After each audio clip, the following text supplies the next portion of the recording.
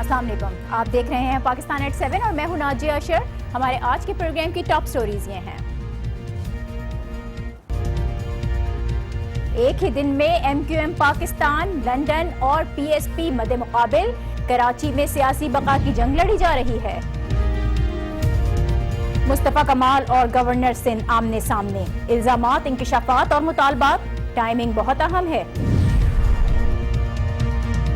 और 3 दिन पाकिस्तानी बैट्समैन छाए रहे, चौथे दिन वेस्ट इंडियन बॉलर्स ने पासा पलट दिया। कौमी टीम डे नाइट टेस्ट में फंसती नजर आ रही है।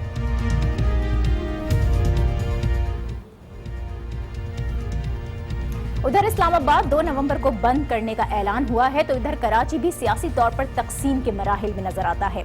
आज MQM पाकिस्तान ने प्रेस कॉन्फ्रेंस की है, मुत्तहदा लंदन वाले भी बोले हैं, लेकिन इस वक्त सबसे अहम PSP सरबराह के इल्जामात बने हुए हैं जो उन्होंने गवर्नर सिंध पर लगाए हैं। PSP सरबराह ने नया पेंडोरा बॉक्स खोल दिया है। गवर्नर सिंध को रिश्वतुल इबाद करार दिया, उनका नाम ECL में डालने और गिरफ्तार करने का मुतालबा किया है, जिस पर अब से कुछ देर पहले गवर्नर सिंध डॉक्टर इशरतुल इबाद का रद्द-ए-अमल भी सामने आया है और उन्होंने तमाम तर इल्जामात मुस्तरद कर दिए हैं और वाज़े ये किया है कि मुस्तफा कमाल सियासी नाकामी के बाद बौखलाहट का शिकार हैं, उनके पास सबूत हैं तो वो सामने लाएं। ये तमाम तर डेवलपमेंट बहुत अहम है जिसने सियासी माहौल को गरमाया है, लेकिन सवाल यहाँ पर यह पैदा होता है कि मुस्तफा कमाल ये सब इल्जामात आखिर लगा क्यों रहे हैं? दोनों के दरमियान आखिर यकदम ऐसा क्या हुआ है? इख्तिलाफात की वजह क्या बनी है? सिर्फ अगर हम आज की ही बात करें और आज के ही जो वाकयात हैं उन पर नजर डालें तो ये तमाम तर मामला आज सुबह PSP के रहनुमा अशफाक मंगी के घर पर हमले से शुरू हुआ, जिसके बाद पाक सरजमीन पार्टी के सरबराह मुस्तफा कमाल वहां पहुंचे। बहुत ही गुस्से में नजर आए वहां वो, और आज उन्होंने अपनी बात का आगाज बानी मुत्तहदा से तो किया था, लेकिन फिर अचानक से तोपों का मुकम्मल रुख डॉक्टर इशरतुल इबाद की जानिब मोड़ दिया गया। उन्होंने वजाहत की, सारी कहानी बयान की, गवर्नर सिंध को सारे गेम का मरकजी किरदार करार दिया और ये बताया कि गवर्नर सिंध खुद को सरपरस्त बनवाना चाहते थे और ऐसा ना करने पर वो PSP के खिलाफ हो गए और अब वो लोगों के जहन भी खराब कर रहे हैं। मुस्तफा कमाल ने डॉक्टर इशरतुल इबाद और मुत्तहदा बानी के दरमियान राब्ते का भी इंकशाफ किया। वो ये कहते हैं कि गवर्नर सिंध ने बानी मुत्तहदा को मनी लॉन्ड्रिंग केस खत्म होने पर मुबारकबाद भी दी है।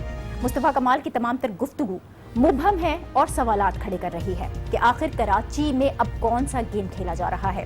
मुस्तफा कमाल कौन से गेम की बात कर रहे हैं और गवर्नर सिंध कौन से ऐसे लोग हैं कि जिनके जहन खराब कर रहे हैं और किसके खिलाफ कर रहे हैं? क्या इशरतुल इबाद वाकई अब भी मुत्तहदा लंदन से राब्ते में है या ये राब्ता MQM पाकिस्तान से है? क्या मुत्तहदा में मजीद धड़े बनने जा इब्हाम है, हर चीज मुबहम है और सवाल उठ रहे हैं। आज का प्रोग्राम पहला सेगमेंट इन्हीं सवालात पर बात करेंगे, लेकिन पहले एक ब्रेक। देखते रहिए Pakistan at 7। Welcome back. Mustafa Kamal के गवर्नर सिंध इशरतुल इबाद पर लगने वाले संगीन इल्जामात और गिरफ्तारी का जो मुतालबा उनकी जानिब से सामने आया है, इसी पर हम बात करेंगे। पाक सरजमीन पार्टी के रहनुमा रजा हारून साहब ने हमें ज्वाइन किया है। बहुत शुक्रिया रजा हारून साहब आपका। आज अचानक ऐसा क्या हुआ? माजी में तो आप लोग कभी गवर्नर के खिलाफ नहीं बोले, आखिर ये इख्तिलाफ कब और कैसे शुरू हुआ? इख्तिलाफात बेसिकली कोई जाती नौयत के नहीं है। इख्तिलाफात इस बात के हैं कि उनकी बेजा मुदाखलत सियासत में, फिर उनका जो माजी का किरदार है, जिस तरीके से उन्होंने कोशिश की किसी तरीके से कि अपना, लेकिन गवर्नर को कभी कोई सियासी रोल प्ले करना नहीं चाहिए। गवर्नर का काम नहीं है कि गवर्नर हाउस को कॉन्स्पिरेसीज के लिए इस्तेमाल करे। जिस तरीके से उन्होंने नेगेटिव किस्म की सियासत पाक सरजमीन पार्टी के हवाले से की है, लोगों को बुलाकर नेगेटिव ब्रीफिंग दी है, उस हवाले से अब ये जरूरी हो गया था कि हमारी तरफ से कोई ना कोई स्टेटमेंट आता। बिल्कुल। मुस्तफा कमाल साहब ने भी जो आज गुफ्तगू की और आज मैंने बहुत ही मुख्तसर सा अपना सवाल किया था आपसे और उसका जो आपने मुझे जवाब दिया है वो मुझे वाज़े जवाब नहीं नजर आ रहा। आप कॉन्स्पिरेसीज की बात करें, आप नेगेटिव सियासत की बात कर रहे हैं, लेकिन गवर्नर सिंध ने भी आज यही कहा कि कोई सबूत तो पेश करें। किस बुनियाद पर यह दावा किया जा रहा है? बिल्कुल, सबूत और शवाहिद की बात हम इधर ही है। कोई राइट फोरम आएगा, सबूत और शवाहिद भी देंगे। और फिर गवर्नर साहब का जो आज बयान है उनके तर्जुमान का जी, वो इटसेल्फ एक सियासी बयान है। गवर्नर हाउस से गवर्नर हाउस के तर्जुमान का इस तरह का सियासी बयान आना इटसेल्फ ये बताता है कि गवर्नर सियासी हैं, उनका रोल सियासी है और तमाम इल्जामात जो मुस्तफा कमाल ने उन पर लगाए हैं, रहमान मलिक साहब की मीटिंग में उनकी मौजूदगी का होना, उसका उन्होंने जवाब नहीं दिया। अल्ताफ हुसैन से उनका डेली की बुनियाद पर राब्ता है, उसका उन्होंने जवाब नहीं दिया।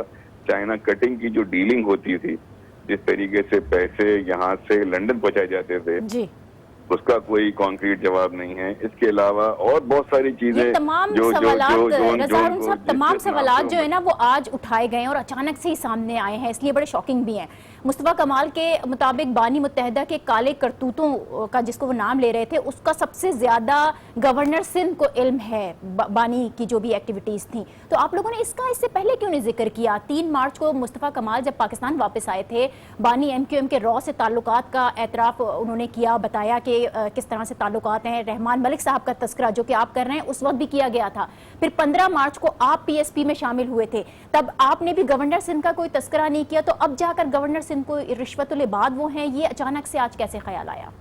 दवाइयाँ जो है ना उसका इलाज का तरीका ये होता है स्लो डोज में दी जाती हैं।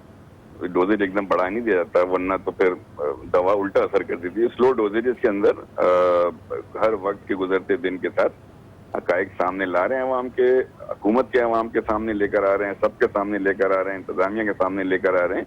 और हम अपने जो बात आज मुस्तफा कमाल साहब ने की है हम उस पर स्टैंड करते हैं। तो ये स्लो डोज जो आप दे रहे हैं कब तक दी जाती रहेगी, और ऐसी कौन सी बड़ी शख्सियत है जिसके मुतालिक आप इस तरह के इंकशाफात कर सकते हैं आने वाले दिनों में? जी बिल्कुल, ऐसी बहुत सी शख्सियात हैं और उन सब के मुतालिक चीजें सामने आएंगी, एक एक करके आप देखेंगे आने वाले दिनों में। अगर इन लोगों ने अपना किबला दुरुस्त नहीं किया, अगर गवर्नर साहब अपने सियासी रोल को खत्म नहीं करेंगे, अगर गवर्नर साहब इसी तरह इंटरफेरेंस करते रहेंगे। नंबर 1 बात तो ये, नंबर 2 बात ये को इलेक्टेड पोस्ट थोड़ी है ये कि अवाम के दिलों में रहते हैं। अवाम के दिलों में आदमी रहता है तो वो इलेक्शन लड़ता है, इलेक्शन लड़के कामयाबी हासिल करता है।